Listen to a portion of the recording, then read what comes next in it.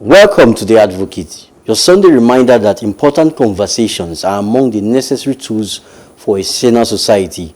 I will be talking about 2022 United States midterm elections, lessons for Nigeria for 2023. Suleiman Akande will be talking about 2023 coming elections.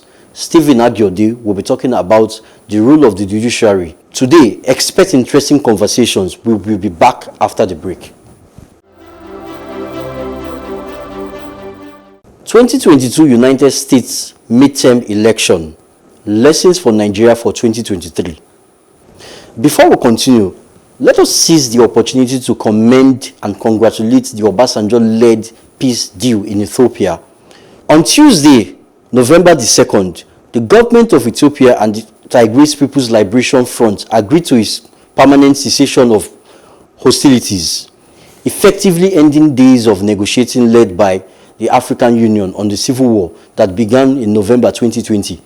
With the mandate of the African Union, Nigeria's former president Olusegun Obasanjo successfully negotiated a permanent ceasefire between the conflicting parties without the involvement of external bodies or other world powers or any global vested interests. My fellow advocates, please let us observe a moment of silence to mourn the 19 people who died in the precision airplane crash in Lake Victoria, Tanzania on Sunday. May their soul rest in peace. Amen. Now let's continue. The 2022 United States elections were held on November 8th. During this midterm elections year, all 435 seats in the U.S. House of Representatives and 35 of the 100 seats in the U.S. Senate and 39 states and territory gubernatorial elections, as well as numerous other states and local elections, were contested. As some results are still being collected, here are some lessons that could be deduced from the midterm elections in the US and could be applied domestically come 2023 general elections in Nigeria. Economy. In the US, as well as in Nigeria, voters are majorly consumers and have suffered from historically high consumer prices, gas prices, and interest rates. So voters tend to seek candidates with real solutions, or at the minimum, possess policies for economic cushion effect. According to World Bank, inflation in Nigeria already one of the highest in the world before the war in Ukraine, is likely to increase further due to the rise in global fuel and food prices caused by the war. And that is likely to push an additional 1 million Nigerians into poverty by the end of 2022, on top of the 6 million Nigerians that were already predicted to fall into poverty this year due to the rise in prices, particularly food prices. From statistics, Nigerians should scrutinize economic policies of various candidates.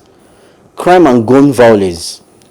Recent mass shootings have made gun violence and crime more important issues for voters in the US. The Bipartisan Safe Communities Act, which passed in June 2022, provided extended gun safety laws. Despite this, there are arguments from both sides of the political divide in the United States on their attempts to defund the police, a slogan supported by mostly racial justice protesters, which was eventually rejected by President Biden. Now in Nigeria, there is a strong concern for insecurity. It's our duty as citizens to critically question and understudy the security solutions from various candidates, which should include realistic strategies for strengthening the police and funding the military operations, training, and effective monitoring and evaluation. Inclusivity. This is a major concern in the United States as young people, women, and several persons of colors were voted for in the United States midterm elections, with some of them already won in their various quarters. In Nigeria, we have some women, youths, and persons from other geopolitical zones contesting in. It is important that we give everyone equal opportunity and be intentional about youth and women inclusions in governance and decision making. Now, there are other issues like healthcare, education, foreign policies that political candidates should be scrutinized on. But before I engage my fellow advocates on this, Let us ponder on these quotes by Margaret Ellen Peggy Noonan, a columnist for the Wall Street Journal and member of the Republican Party in the United States. Our political leaders will know our priorities only if we tell them again and again, and if those priorities begin to show up at the polls. So, my fellow advocates, you saw what happened in the midterm elections in the US, and then what can we extract? Obviously, we will not take everything. So, well, the first thing to extract from it is the current situation of the political debates. I believe a TV station recently started the debate season, and what we are seeing is that in place of real discussion of issues, what we are discussing at the moment is whether some participants will be there or not. So we have not essentially started discussing the serious issues that are in this nation. This nation is in crisis. It is spending less than it earns. Revenue is falling. Our main revenue source, oil, is leaking. There's through theft. There's insecurity in the land. Our education is in shambles. We have religious crisis. All those things are left apart right now. And what we are discussing is whether we should even have debates. Some of the candidates feel that we don't need debate. What we need is them telling us what they want to do. Well, I agree with you in a way, but not totally, in the sense that we need this debate actually amongst these candidates so that we can understand what is an avenue for them to explain themselves. If you just stick to only, the essence of debates is not just to state only your manifesto, because obviously many of them have their manifesto. Some of them are still getting theirs ready. Exactly. We can read it. Exactly. But the debate is an opportunity for you to engage them directly on their manifestos. Exactly. Not just reading something. You are going to watch them, the way they speak passionately about these things. So I don't think it's out of place for Nigerians to demand the presence of the principals at the debate session. I completely agree. They should be there. They should be there. But while they are there, they should focus their attention more on the issues. Insecurity, just like in the US, they have an issue of gun violence. You might say, okay, even some persons might give red alert in Nigeria and say, oh, insecurity in Nigeria. The US having their own challenges, mass shooting and all these things. Here we call it banditry and the terrorism attack, right? Yes. Good. It's a very serious problem here. We have economic problem. Yes. What are they going to do to reduce the gap between parallel market rates of the exchange and the official exchange? This argument is going on. And other issues of inflation, food scarcity, and other things. We have other issues like education. You see what's going on now. ASU insisting that the government should pay them for a month they were not in class. And of course, they shouldn't have even gone to strike in the first place if the government had listened to them initially. And there are many other issues. So there are a lot of issues for us to focus on in the country. I like you said, we should take example from what happened in the US. The issues were raised. The question of inflation was a major issue in this election. As it was a major thing, yes, as it was a major issue, the recent decision by the Supreme Court in the case of Roe versus Wade, in the abortion case, was also another issue because there were vested interest in the issue of abortion. Women having controls over their body, reproductive rights, sexual and reproductive rights of women. All the issues, education, local issues, and all were brought to the fore in all these elections. I hope our politicians are just looking at it and seeing how you distill the real issues, you discuss the real issues. You could see them throughout. You could see, even in state elections, you could see debates going on, candidates being questioned, candidates' characters being questioned. Personality. Yes, personality being questioned. Their health status was on the ground. In the case of Fetterman, for instance, I think a candidate for the governorship, he eventually won the election. Pennsylvania, right? Yes, yes. I believe the issue was his health. He had recently had a bypass operation, which was disclosed. And the issue was, is this man fit enough to go to the House? Yes, I believe he was contesting with Mr. Oz for the House. Then there was the issue of Mr. Hose himself. Was he a resident of the state? Was he living there? These issues were brought to the fore and fully debated. Here, we simply don't have any issues. I was even shocked that they even had issues like, the issues of gun violence and police brutality. Yes. And some persons, I think the Democrats are of the opinion of defunding the police. Yes. Why the Republicans are saying no, you don't have to defund the police to solve this problem. So you see, in that interaction, the Democrats were forced to move away from that. Those parties that were calling for defunding, they began to see from polling that this was not going to be a winning issue. It's not. So they shifted their direction, silenced those parts, so that they can win elections. Here, we don't see those interactions that would. All these kind of interactions make you shift your point from point A to point B. If you see this is not a winning position, this is what people want, you shift there so that you can win, and you are forced to govern according to the will of the people. But we don't have that here. Yeah, that's why we are learning from it. So, Suleiman, I know you are always particular about the role of politicians in good governance. Yes. I guess that has been your major message this season. So, you saw what happened in America, like day before yesterday, and yesterday still collating results. So, what can you take? What's your take? What can we as Nigerians learn from the citizens, and what can Nigerian politicians learn from the political class there in the US? Preparing for our 2023 elections for next year. Oh, thank you, Felix, for having me. My take home is this. Good evening, good afternoon, viewers. Yeah. My take home is this. We have a very good example to learn from what happened in the US, and you can see how a lot of things is changing as it has to do with the result of the elections. And I can tell you, for the first time, you can see that the Democrats are also having a test of the feelings and yearning support of the people. So the general take home is this. It shows that power still yearn in the hands of the people.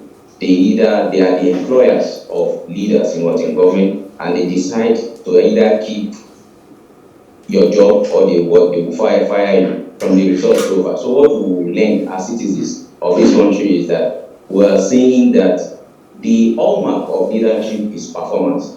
When you do well, you will be rewarded with another term, and a bad term in office surely does not deserve another. The people who are who have the power to hire and fire will say that a bad term in office means you should not return to that office. So that's the take home. So Nigerians, what we should do is that we should be looking at performance. Should speak a lot, irrespective of the party. If someone should do well, we should reward that person with another term in office. And a bad term in office shows that we can bring someone that will do the job better. That's my take. Okay, just before we move on to the next segment, there's a part of the what happened I wanted us to retreat on, to emphasize on. First is the school of thought of defund the police, the slogan of racial justice protesters or promoters. Let's say protesters, okay, racial justice protesters, defund the police because of police brutality. And then the other people are saying, no, don't defund the police, gun violence is there. Now, looking at Nigeria, we have issue of police brutality. I'm yet to listen to our candidates say some specific things or strategies, how they are going to revamp the Nigerian police force to curb issues of police brutality, any form of harassment, at the same time beef their capacity to serve effectively. That's one aspect. Then we extrapolate it and say, okay, what about the military? Yeah, they've been doing their best, but I think there's room for more, for them to do more. The issue of banditry and insecurity. Just yesterday, there have been controversies on whether a certain presidential candidate was attacked or not, where he went for campaign in one of the northeastern states in Nigeria. So this is one issue. I'd like you to respond to that. And then the second issue is on the issue of inclusion. Maybe both of you will respond to this too. In the US, you saw that there was this 25-year-old person that was elected into the House, right? And then you have some states as governors. Like one of the states, I can't remember the one in particular, but the Republicans had a female candidates, while the Democrats had a female candidate. So it's like women versus women. You understand what I mean? Yeah. And there are some other states where you have women facing up with men. But here in Nigeria, it's difficult to see women coming out for political office. The few ones that come out for political office, they're either victimized or abused verbally and otherwise. So what can we do about this to shape our thoughts around this issue? Women inclusion, youth inclusion, police brutality, insecurity.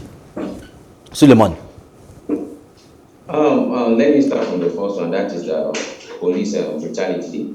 If you look at the criminal justice system, which has been on reform for some time now, a lot needs to be done, especially as it has to do with the enumeration, the salary of the police, and an enabling environment to work on as a whole. Take a very good example, go to some few police stations across Nigerians. You will see what you see there is an eyesore.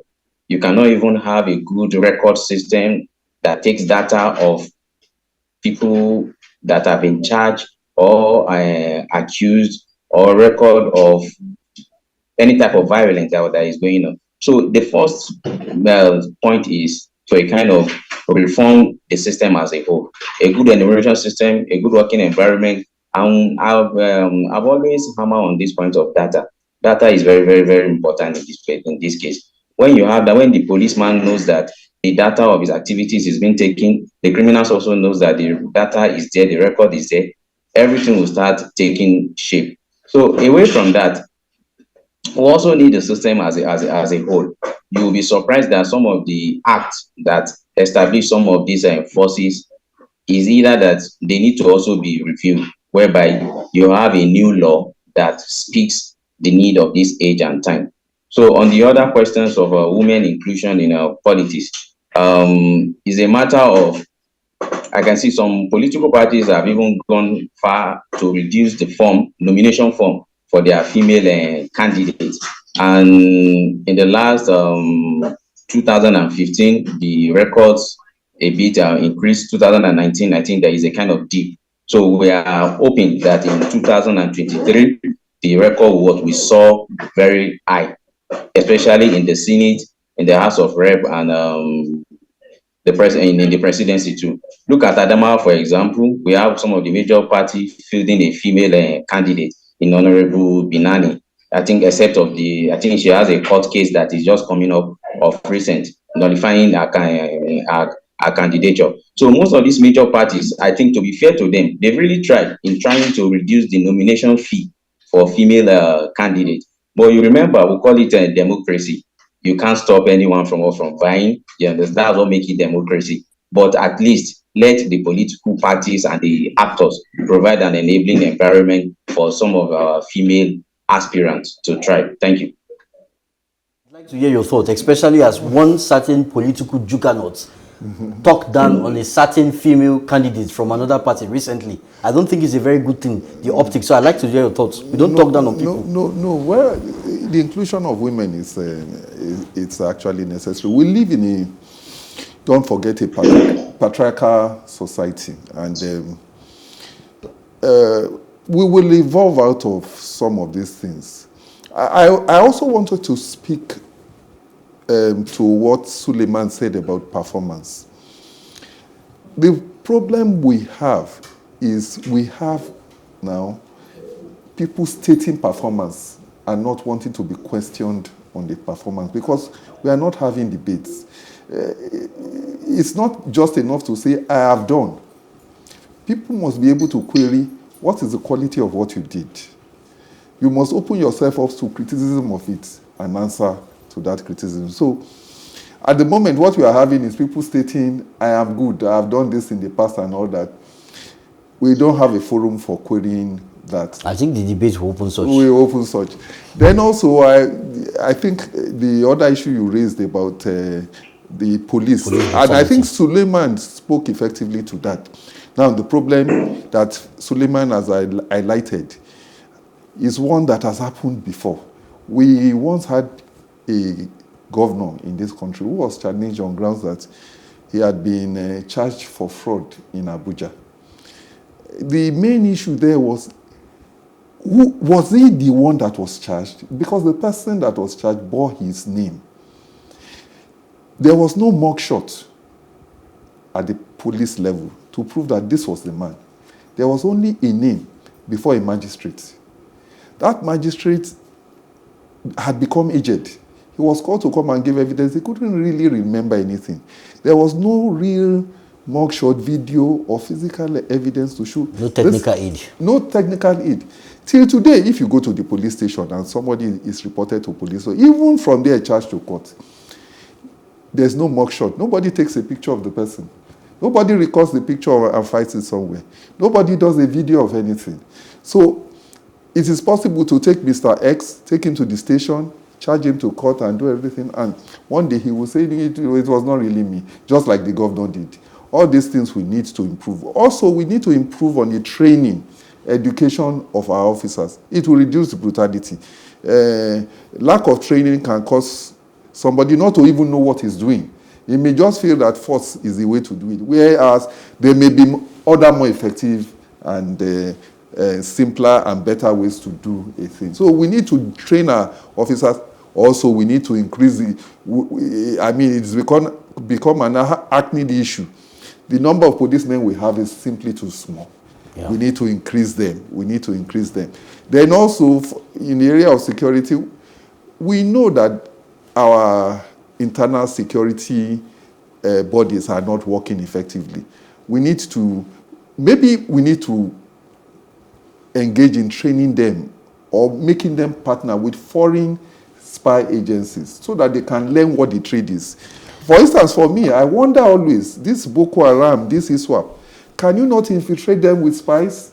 Well, you're going technical anyway. I'm sure the government are on top of that matter. We just have to encourage them and hope that Nigerians will be able to follow the issues and vote for a candidate that has a practical, realistic solution with integrity, without tribal or parochial sentiments. Thank you very much, gentlemen. So, Suleiman is next after the break. Do stay with us.